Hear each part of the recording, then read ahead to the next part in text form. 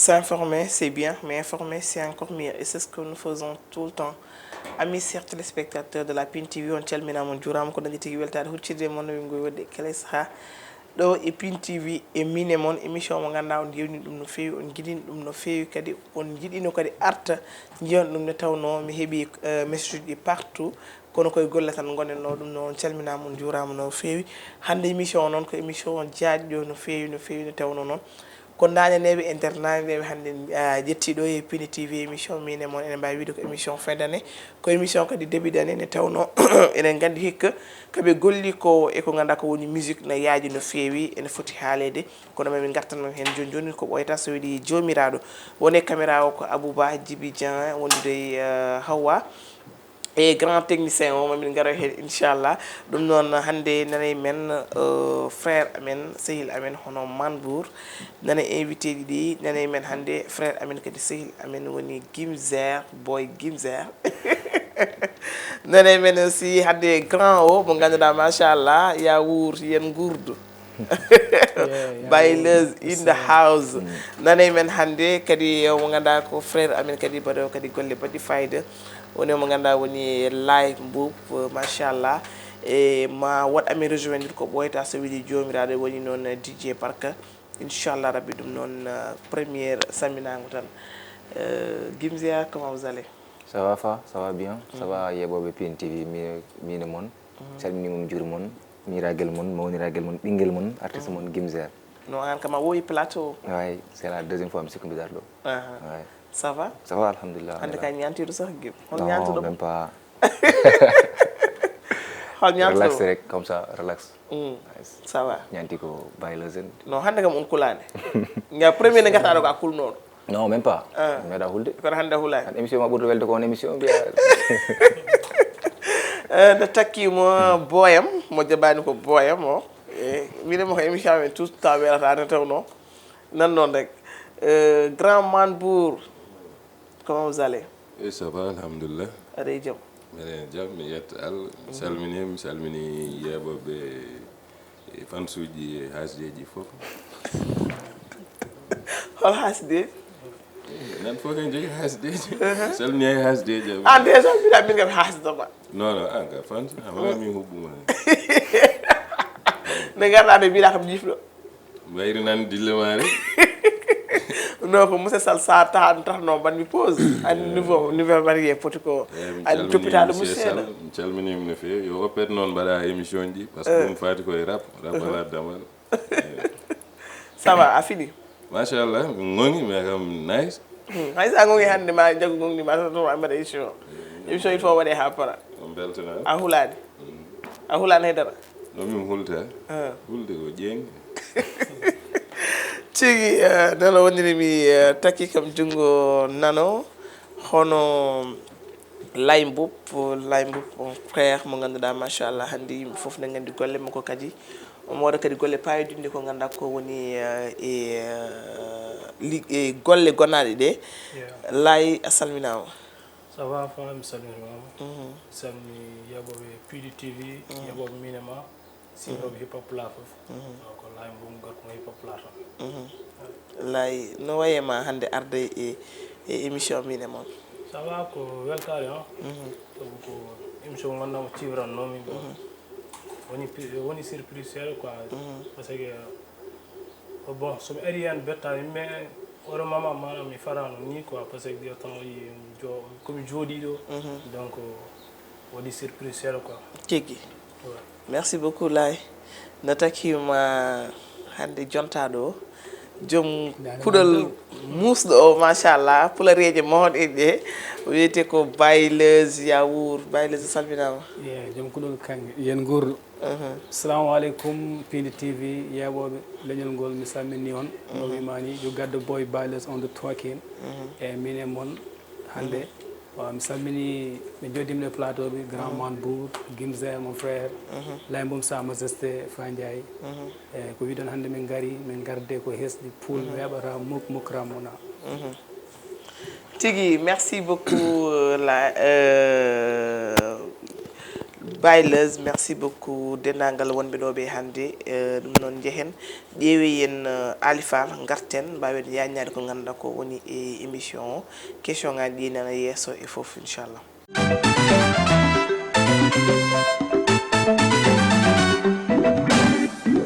ko noon tigui en gartiɗo e plateau ko faade e Gimzer namdade mo album ɓennuɗo hono femme haala hono gurduɗa ɗum est ce que haaliss o heewi? Ah, c'était bien alhamdulillah.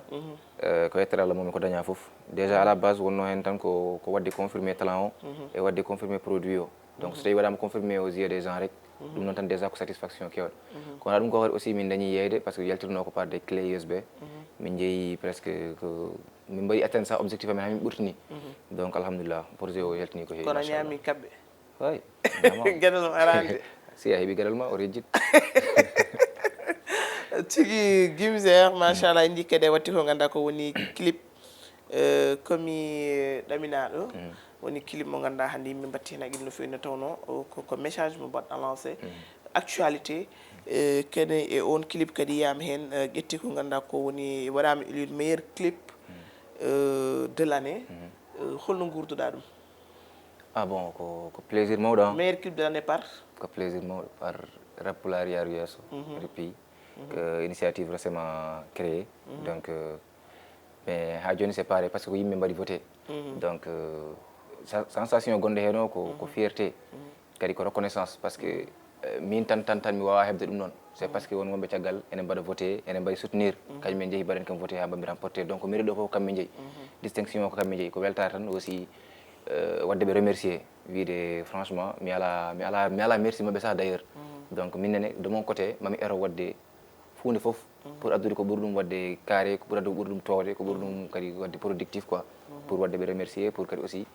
wadde ɓe rassuré on banggue quoi franchement kam ko trophée parce que trophée fof no weeli mais ko ɓuuri hen welde tan toujours ko mbimami ko plaisir mo yimɓe heɗoroɓe dañata hen o quoi leçon ji ɗi ɓe tirata hen ɗi caggal album femme haala yimɓe paɗanno Gimzer waɗɗo concert mawɗo pourquoi? Ah bon yontani tan de cakkiren haalde ɗo nde mi winoma tout est question de ko chronologie ko timing so yonti tan ma won lay mum san tampini kam tout le temps ko ɗum waɗata mi gulali mais ko mbiɗoma rek kala nde yontima yi quoi te ma ɓuur naïsde quoi franchement voilà ko lawol ngol tan haji 2023 holo jiiɗa ɗum golle mon bon général mon rapport uji ɗi foof hande Allah joɗi ɗo e frère ma baileuse frère ma Manbour holno jiiɗa hande golle ɗi ganduɗa ɓe mbaɗi ɗum e 2023 o? Bon mi salminiɓe de passage salmini mon gars Manbour ko neɗɗo mo mbawa mbaddami communiqué de trop comment dirais baileuse mbiyen jinno wiide voilà mi salmini frère o Manbour bon min galda ligne de trop mais min mbaɗi cekki respect à chaque fois kala to min potti par ce que min potti e nokkuji kewɗi kadi ko neɗɗo ɗo ganduɗa kadi aussi ko mawɗo hande e musique mbaɗa yiide ko légende donc 2023 o c'était très riche et production kadi ko ɗum tan fada yamen minen artiste uji toujours yomin gaddu quelque chose yomin gaddu contenu no wawi wade foof ko ɓuuri hen wadde importance o noon ko addude quelque chose ganduɗa ene waɗi niveau ene waɗi produit ene waɗi productivité no fewi te sa ƴeewi hande hay goto haalantama wattam présenté produit ji ene waɗi top machallah donc félicitations à eux et wadde ɓe souhaité kadi encore bonne chance e ko heddi ko et bon courage affaire mom tout le temps ko preuve aji rek voilà merci beaucoup min gartu e classe uji ɗe ɓe mbaɗi ɗo en 2023 wulino no fewi wulino no fewi kono nanɗon tan min keɗo seeɗa son kamɓe ɗaminaɗo kokka men hen seddade après min mbaɗma libéré nde tawno technicien amen ne foti arde waɗa rejoindre kadi ko ganduɗa ko woni plateau so tawi tan son kamɓe ɗaminaɗo heeɓima mbawen heɗade ɗum garten est ce que jerson est ce que accata waɗama capella ɓuuri e c'est bon kono opmo waɗa capella ok nene fatmi halanma ko jimey lawolam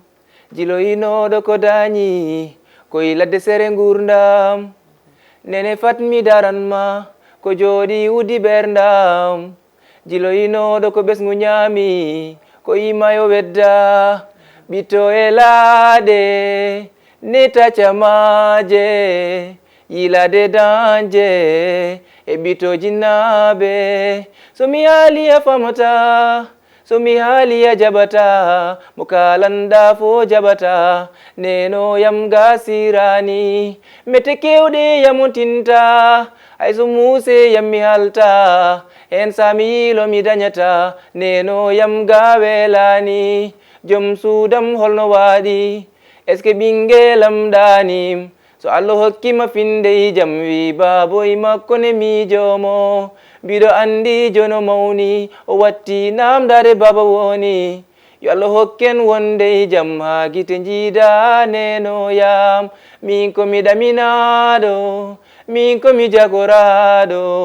min komi biyaɗo ya garta e min panma nene gaɓe ganda kam to gummi mi paami ɓe lijitani holi min komi goto e lawolam hay so nde musa nde mettama mi fin a wi kam ya mami dañ joom sukundu baleru yelaki ande mi yidaɗa tamp tagi kam riskude gurdama melade nomi wartaki ko ɓerdam heewi a donkumi toon joɗade sagata so yonti yiilo nawi kam ko nokkam haydara wodani aduna noon ko ni yaari ladde wonda ka ɓi kaari so tawi tan miñamen kaari musallam fo samora ɓitto e laade neta camaje yilade danje e ɓittoji naaɓe. Merci beaucoup. Son holno mbaɗiɗa ɗum inspiré ƴewɗa koye actualité o sukaɓe to tolni et tout? way ko actualité o par ce que heewi no noppi yimɓe e guiri yimɓe en même temps quoi chaque semaine walla chaque 2 jours 3 jours ma nan won yaaɓe waɗɓe tante nadde Espagne te keddima e lawol ma yi kadi aussi ɓe gonduɗa sah ene kala ɗum mbaɗɗum discuté tout le temps te aɗa sa yi ɗumen ne kalaɗa andi ɓe ko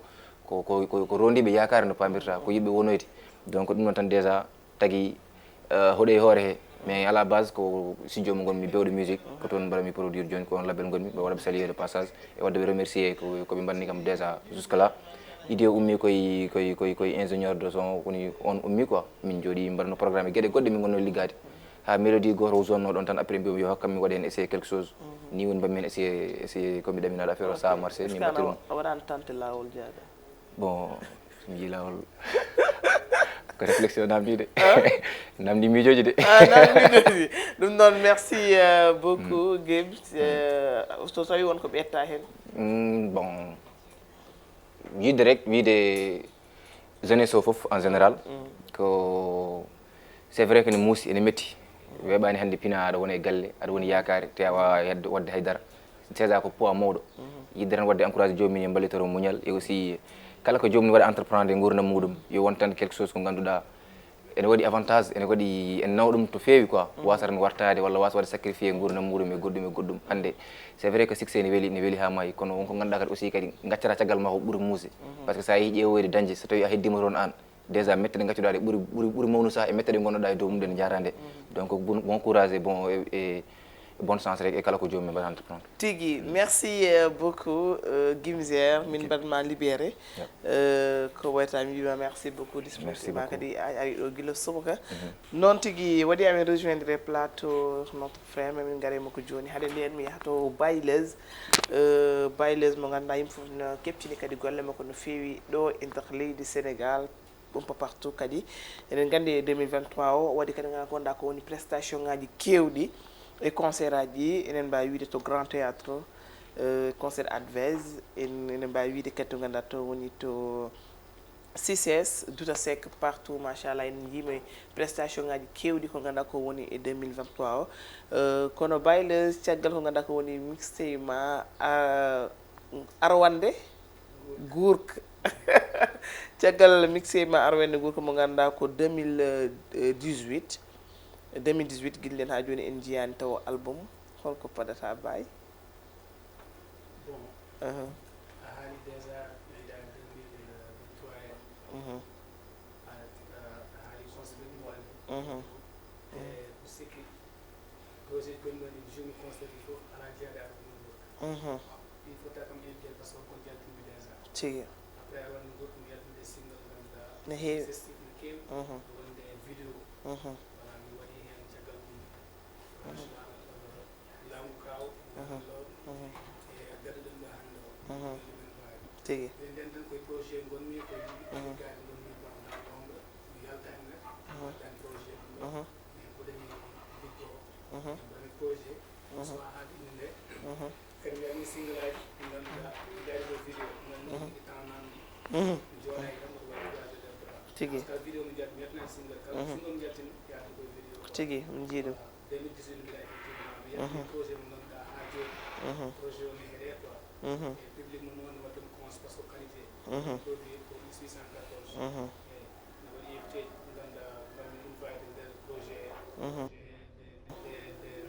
des rapports de taille ko wayno abda MC et tout voilà donc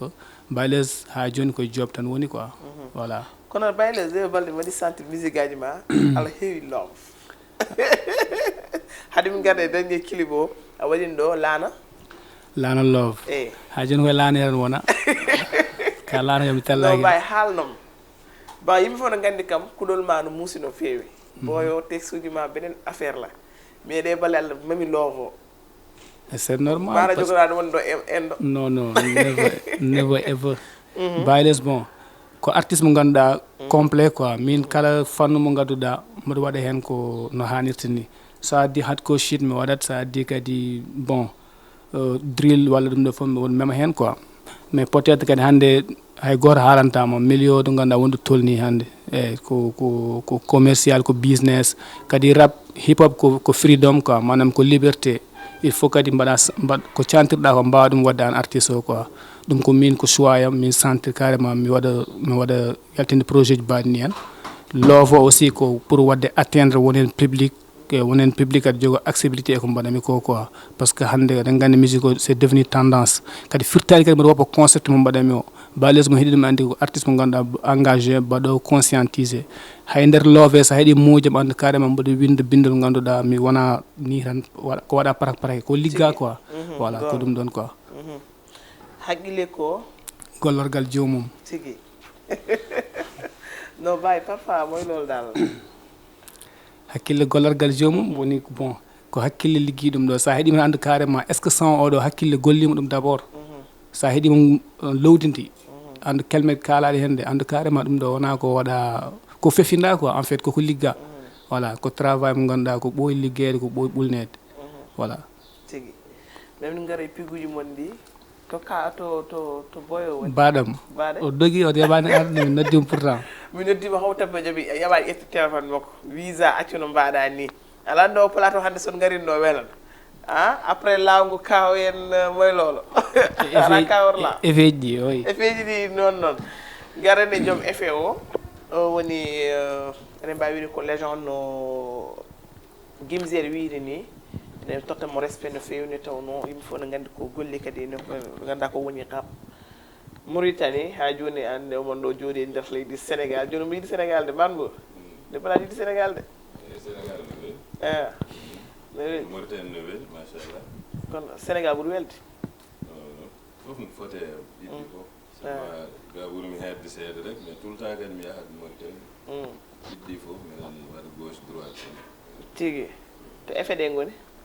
effet holɗum effet keeso walla effet oɗo effet ƴettoro effet ma o effet o mone terrain o mone nokku yimɓe joni mone mba Bayles je no koye effet o rek non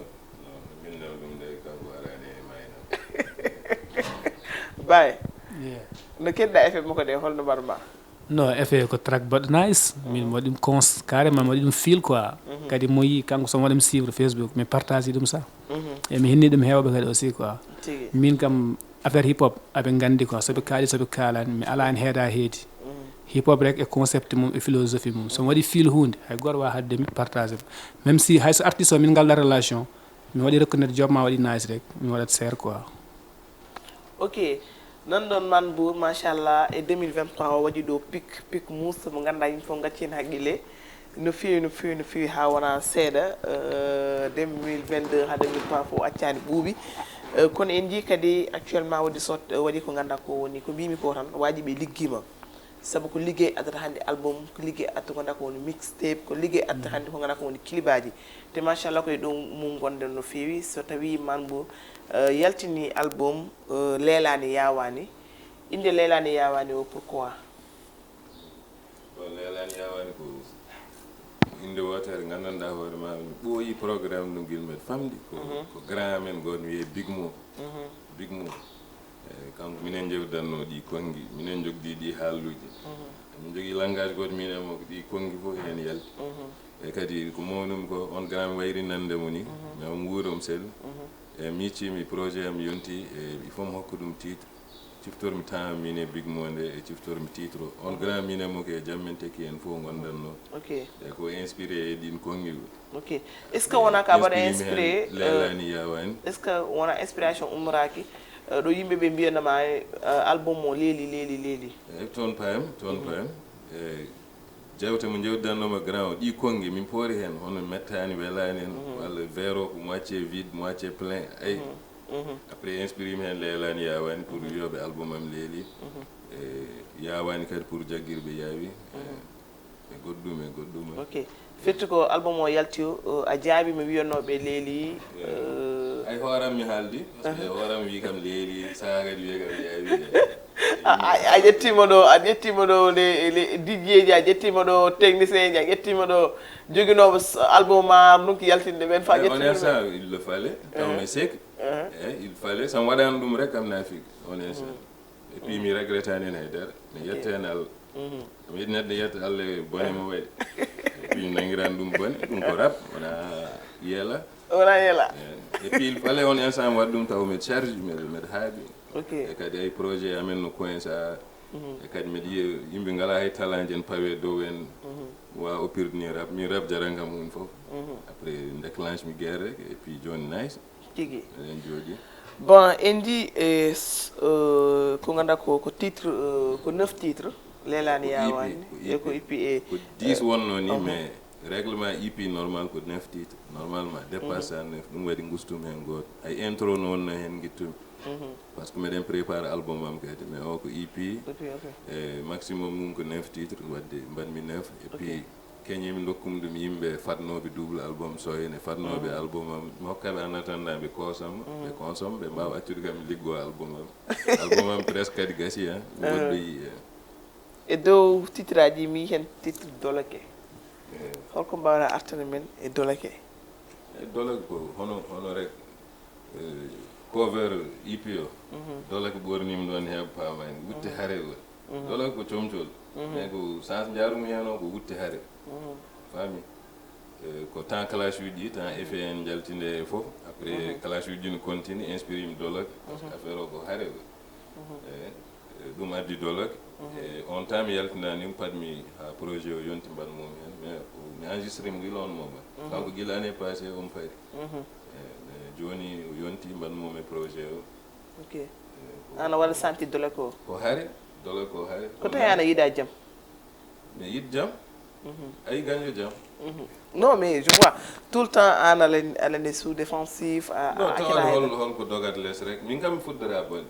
jiita kam ɗum toon kono a ruttata bone mi ruttata bonde bone kay so ari affronté ha timma wallay hande nde konmi tawat holto ƴurɓami less ay wajiɓe hewɓe mabɓe mbiyatmi yani kam fof mais ceertume mabɓe rek ko min kam mbaɗade cuuɗo ko min ko dow mbaɗanmi ɗum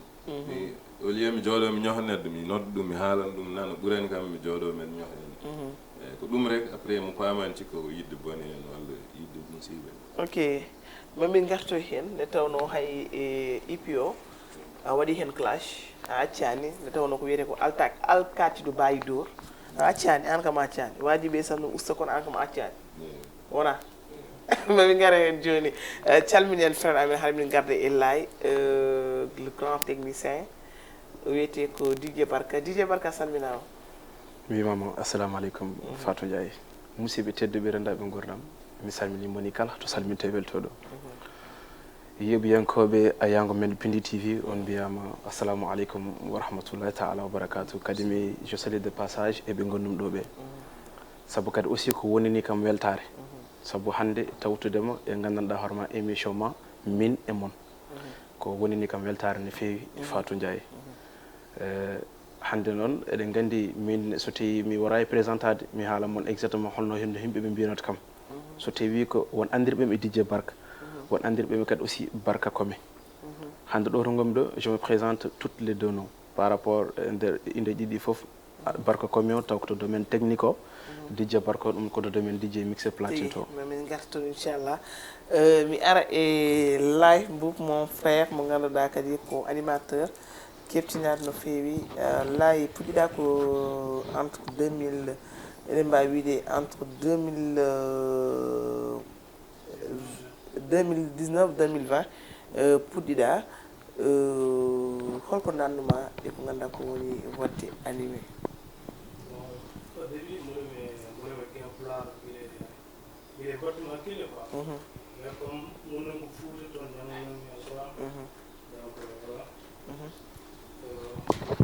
voilà quoi Fouta gonannomi mbaɗa janggal Qouran bon no garami ɗo nok to machallah mi waji ɓe keftini kam bon mi andodiri hewɓe mabɓe quoi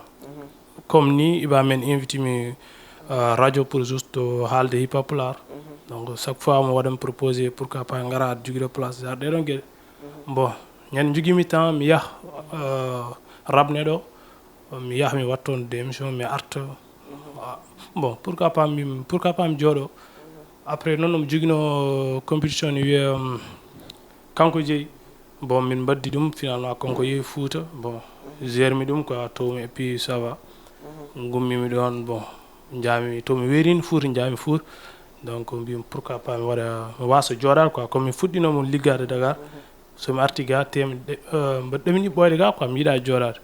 mbammi créé affaire goto mbo joguino téléphone Samsung Jos min pourquoi pas mi tourno ɗo ay affaire hip hop toon quoi tellimi beddo tournomi beddo hip hop donc ni ça va juste wonno ko fijirde mi telle soit bedde rek soit wuro ngo bon mi mbaɗi affaire goto te yeehi quoi donc gandumi yimɓe ne parno ɗum pourquoi pas wadde mi continue voilà continue ɗum quoi ok machallah o waɗi kadi konkone golle paynide tawno kadi o nangui banggue on waɗa invité les artistes et tout sa waɗi invité les artistes holko mbatta sentir bon avant tout ni weeli par ce que comme hip hopeur guiwiran ko hip hopeur min joorat ko hip hop donc ɗum ɗon tan ça va que des fois heɓa yimɓe ganduɗa ko beelan wontatoma quoi imagine no gonanno Fouta nde ay coynoɗa ma mburto woɗɗi a ɗaminnoy saaha jooɗade quoi aɗa min komi suuha bon tawno ɓe gone carrière mabɓe nde min komi suhle toujours donc pour min mi ɗaminnoy jooɗade ɓe même plateau quoi genre ko wayno kamɓe pakko leñol nde old school quoi donc bon sa heeɓi ɗum aɗa yewrude e mabɓe aussi c'est la première fois ne jiiya Mamadou non min jeyodiri min mbaddi émission quoi manam ko yeeru quoi ko wayno kamɓe mo mbaddumi émission mo ɗaminnoy quoi ko wayno so neɗɗo wino kam mami jodde pakko leñol même plateau ko au début mi yawatano gomde ɗum quoi par ce que to darannomi ɗo no woɗɗi mbaɗomi hip hop c'est vrai mais mi alano oɗon côté quoi donc so yi ha heeɓi ɗum a andat andi ça va aɗana waɗa avance quoi konko no salminama no fewi le général j'espère que ala yeeɓa émission Miin E Mon est ce que sala yeeɓa émission Miin E Mon aɗa waɗa hen sentir hoorema si no fewi par ce que sa ƴeewi hande game pulaar gonɗo ɗo debbo goto min jogui dillo côté hip hop côté wadde émission quoi ɗum noon tan ko weltare min ko an goto min jogui donc mbaɗa yeeɓa ɗum no fewi hay so wiyani kanƴi foof kam 98% mbaɗa yeeɓa tewɗon mbaɗa welto te aɗa yi hen hoorema très bien no fewi holko ustude holko poti ɓeydude bon holko kalami hen de bon so tawi ko min no mbaɗirta no début o no weeli par ce que sa invité neɗɗo rek a andat on suivre hip hop mais so yi ha nder e bon affaire uji rewɓe tan quoi jilla manam yalta genre hip hop seeɗa quoi certain namde walla certain gueɗe quoi manda fami kalto o waɗa namde mo ganduɗa ɗo de so woni min mi accatto mi arta côté hip hop o rek manda so fami voilà quoi gonga an ka gorko batta foof koyo waɗa ɗum ɗo min parfois ani mi durbatno min namdoɓe seeɗa question ngaji ɗi ganduɗa bon yaltat hip hop o par ce que goto foof peut être no waɗite émission an aussi mala waɗa sévre émission ngaji ma machallah je dis merci beaucoup par ce que kala ko jiiɗa kadi ko ene ɓeyda no fewi mi arta e baileuse en ji clip ma battini ɗum o jaltinɗa o machallah yimɓe ko jii hen ko beltima no fewi qualité clip o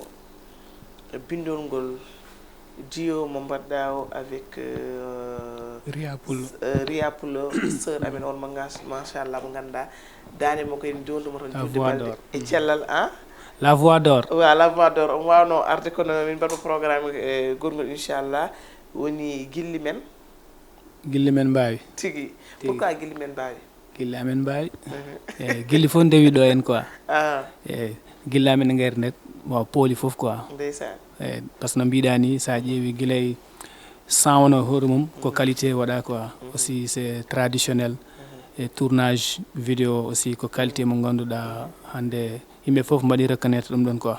kadi bayles ɗum fadano e mum par ce que ɓooyi jooɗade yaltani no mbiɗa ni donc holliri koye ligguey wonno on jii résultat o quoi oui ok diyo ane riya mi yi a waɗi ɗum sentir no feewi nde tawno complicité o e nder clip o machallah mbeɗa aɗa ɓoyno liggudade riya walla e riya pullo ko artiste mo ganduɗa mi wani haaldude ɓuure makko quoi par ce que mo jogui talent talent caché nane makko hewɓe noon gandamo min sa gandir mom ko à travers Sillose par ce que mo jouanno théâtre seeɗa eyyi min ƴettimi idée wadde sound goto wadde featuring mo ganduɗa waɗoɓe yimoɓeɓe mbimo matala mo ande contact uji makko de o waɗi kam présenté riya mbimi d' accord so ari ala probléme invite mi riya studio defa ref big pa mi waɗimo big up au passage par ce que kanko waɗi projet o foof production o kanko waɗi ɗum woni son mixage mastering foof kanko waɗi ɗum après moom mbimomi ko riya yo ar heɗo bito quoi o heeɗi rek kanko Allah hokki mo jogui inspiration quoi naturellement o fawi quoi eyyi waji ɓe fof mbaɗi accepté ko fawi ko mbi vraiment ça colle donc heddi min mi waɗa hen redde mi winda mi fawa couplé jam naturellement noon ardi eyyi ko wona ɗum koye min jooɓini goɗɗum bon soit yaltude tawni par ce que mi ya cantirmi carrément ko waɗata ko mbaɗami ko mboɗo yiyen hooram quoi en fait kanko kadi omo yii ko mbaɗami ko voilà donc hay concert am passé ni mbantu mi ya nawormomi e saabu pour public o wawa waddemo reconnaître par ce que mo wawi ko waɗata ko yimɓe poti waddemo découvrir te kadi elle est bien sur scène aussi voilà elle est cool quoi aussi omo yiiɗi ko waɗata ko kadi bon omo liggo less omo jogui projet ji mon ara quoi e yo leñol ngol farmo donc kadi kala bawɗo jaggude hen kadi o jaggu hen quoi par ce que ko suku debbo ganduɗa gomɗo hoore mum e o waɗat dóor waro par on waɗɗum e musique e c'est pas facile voilà ɗum tagui minne bon kala ɗo mbawmi heddemo bon mi hokkamo hen waɗamo tendre la mais min hoorema mi waɗa ko reconnaître mais kam au moins min ɓuurimo ɗuminde million seeɗa quoi voilà ko noon ɗum ɗo amin ardi tigui konkono salminama no fewi gartude seeɗa en manbour e nder et puis o jii hen grand eyyi ko gratte eyyi ko gratte pourquoi gratte ɓuri ɗon ko ɗanade gratte pourquoi gratte eyyi ko grade jagguirimi ɓeydi grade par ce que min jaɓatano wadde soul gospel en afrique ɗiɗo eyyi on son kam baɗɗomo gospel jagguiri mum kam ɓeydude grade eyyi tewomo yaade temps ko façon musique goto ko trap goto jaaduɗe e momma o aɗan grade ko ɓeydare tigui eyyi ɓeydare rek inspiré kam tewno grade tigui cikkumi ala watton kale son makko manbour son manbour wonnam kale son manbour joni mbawen heɗade gaare mbaɗen dikkutude son haade min garde e son baileuse o hade nden mi ara e mon frère DJ Barka DJ Barka hakkude ma Mauritanie Sénégal DJ Barka holto kodɗa DJ Barka hande noon no wadi mo janggo noon joyrade ɓawa janggo nono Sénégal non mal yiɗi andude min barayi ɗum foof anani mbaɗa jogui ɗon hoɗorde ko ɗon koɗɗi non ɗum wawa won tan to jeeyaɗa eyyi ko ɗon par ce que mi waɗi noon hooram quoi par ce que ko meccal ngal namdi ɗum tigui saabu won meccal ngal jogoɗɗa sa yeehi hoto widata mbaɗa heɗano ngo wuuro saabu cohluɗa ko yimɓeɓe noon so tawi a dañi jokkodirɗu men mbara wonde mbi boni ko leydi wotiri walla ko ɗo tan goto tan wuuro ngoni ɓen woɗa woɓɓe wotto taw sohluma anen kadi il faut ko gommoɗa jaaha mbaɗana joomum sohluma sohlirma o ko ɗum woni ɗum no waɗi kam wiide to jami fof mbaɗa jogui ɗon hodorde saabu ɓayde tan ko gandalam ngal nawi ɗon ko ɓayde gandalam ngal en sohlano firti hodordam nan ɗon ko ɗum woni tigui DJ Barka ko DJ ko ɗum noon ma wiide technicien en son et en même temps DJ mixé platine maintenance en même temps DJ Barka holto jangguirɗa ɗum DJ Barka mbaɗa yeydemo nde fuɗɗi nde saabu guila mbaɗa jangbaroɗo premier mbaɗa woni wuuro nena men wiye walalde saabu nden kala DJ garnoɗo mbaɗa ɓoyidde ɗum kala DJ garnoɗo ɗum woni caggal maayo walla wonani ga ganduɗa so ɗum ni mi ƴeewa saret mi ƴeewa ɗum comme ça so ari installé walla rondat ɗum joom rondat bafloji gueɗe ba non kadi guila mbaɗa jangga école ni min matiére am préféré wonno ko mat kadi jinmi tan wonde ko gueɗe affaire technique tan jinnomi ɗum ko guila ko ɓooyi Allah waɗi noon mbaɗa yaha noon mbaɗa woniri noon ha Allah nawti kam Nouadhibou jokkitomi toon jangdam jaami toon gommi toon kawrum toon e on frère ko neɗɗo goto gandanɗa hoorema mbaɗa yetta hen Allah no fewi kadi mbaɗa yettamo saabu kawrunomo makko nde o waɗi kam encouragé o wiyete ko El Hadji Ndiaye ko gorko goto gandanɗa hoorema min vraiment kala ko gommi hande ko kanko en 2015 kala ko gommi hande ko kanko o wiyete ko El Hadji Ndiaye machallah ko neɗɗo goto nde garmi kawru makko en 2015 omo jogui animation goto salle goto joni garmi la comme ça mbimo ballumomi ƴettu bagage makko ha laaɓi mbimo an mbara sohla neɗɗo gondomi par rapport on apprenti wi kam mi sohlano hono mbaɗa sikki tan janggo rew atelier garmi atelier wi kam haɗa garmino tawno juste udditi mi jettimi noon coach bala mbaɗa fittinam hankkadi mbo ratnam atayi ratan saɗa fuɗɗo saɗa wonko cohlata il faut wooda no mbaɗirɗa donc gueɗe noon Allah waɗi jettimi noon arande wonko Allah rokkatama mais que a wawa waɗ ɗum exploité il faut daña neɗɗo mo ballodirɗa comme ça kene walluma ha ngal ɗon expérience ko doomu Allah rokkuma ne wawa ɗumninde yaltode no gondumi ko machallah kala ko joguinimi haqqille mbo rawidam ko on koye makko fuɗɗi ha mbawmi yaltinde ɗum kanko jeeyi sababu oɗon somi wima 2016 holko mbatta rappelé 2016 mi mbara widema 2016 mi yeehi ɗum ɗoji kewɗi 2016 o hormi oɗo membre oɗo mi kawri 2016 no waɗi concert mabɓe kanko e force moyen c'est en 2016 si je crois bien donc noon min kawri min jour sel gawde komi wonno DJ caggal ndeysan a faami kadi 2016 mi joui festival assalamu aleykum Nouakchott wonno ko centre culturel manda centre culturel wonno Nouakchott 2016 kadi encore mi dañino déplacement goto taw ko adjouge concert avec un artiste mi wiye Djibi Diom en tant que technicien de son 2016 concert aji kewɗi joam ɗon genre mi joui ɗon concert aji mi wawi limtude ɓe keewi dal sa faami ko ɗum woni yonta hande c'était en 2019 min mbaɗi tourné min jaadi babab min jaadi kaheydi min jaadi jowol min jaadi mbotto donc 11 février 2022 11 février 2022 wonno ko inauguration kam mbiyat ɗum village touristique Cap Blanc wonno ko Mino Hamza Brain wonno ko Hayde Oslo ko ɓeɗon par ce que ɓe kalam ɗo ɓe foof kanko Mambour omo andi ɓen par ce que nder Mauritanie naɓe machallah min gaɗa mino foof par ce que mi wonno guest star mi wonno DJ cakal ok a dañino kadi wadde participé invitation Bamal to Walalde mi dañi wonno ko ɗum ko instant ko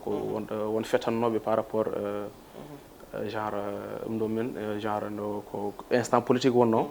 joni noon mataw ko parti politique oɗon wiye Moussa Sow coordinateur du piment e kamɓe mbaɗanno ɗum ɗon caggal mum noon comme ça e nder élection wonko mbaɗanno mais gonnomi ko côté goɗɗo joni noon caggal mum noon kam ke min noon mo wona neɗɗo politique mo wona politicien mais kala ko neɗɗo sohlir kam ɓayde tan ko meccalam cohlir ɗum wonko sekkodirta en mimi aran waɗama liggey ma mimi ƴewan politique o ko banque te woni noon so gore mam no ari yetti mi kam barka min jiiɗi invité mo so yonti noon gara mbaɗa hen participation mo ɗon tigui calminten Walalde naaɓe kala kuuɓal Ablaye Aw to Walalde e dennagal Walalde naaɓe kala kuuɓal a waɗi kala son Manbour o ɗomin gartu e question ngaji goɗɗi sa heeɗima son uji mumen déjà a heeɗima nani voix Gimzer garen Manbour waɗe playback garte inchallah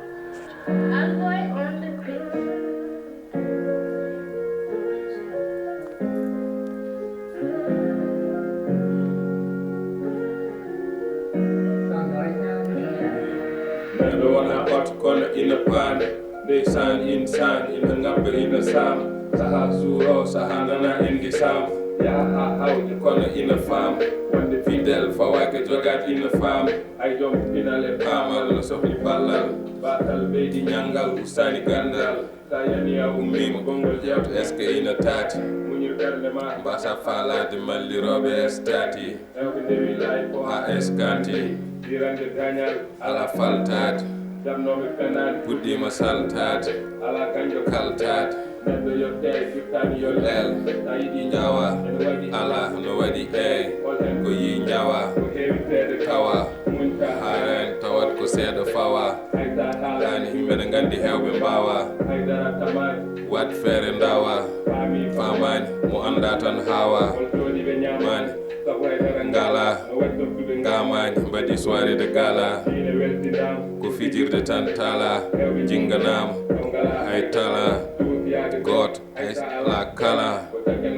hakkille ɗi duuɓi jawɗi ceerdi jii duuɓi e fiya e wiya siya yaha wiya en ɓuuya yaha fayit natta jogade fulle fayit ko fayit waktuji ko joyi yo rew ordre 1 2 3 4 5 yeah won hakkundelle nelaɗo ko gelle iblis dilli borade malaɗo jille pondel leƴƴi fo olof ko joola so hulaka kanko tan joola nelaɗo ko gelle iblis dilli borade malaɗo jille pondel leƴƴi fo pulaar olof joola allah so hulaka kanko tan joola yeah. Merci beaucoup woni hakkude nelaɗo ko gille tigi a waɗi message e yero jiggo technicien ma o ori jirmo quoi yero a salminama Seydi Jiggo ko Jiggo Jiggo ay Seydi Jiggo merci beaucoup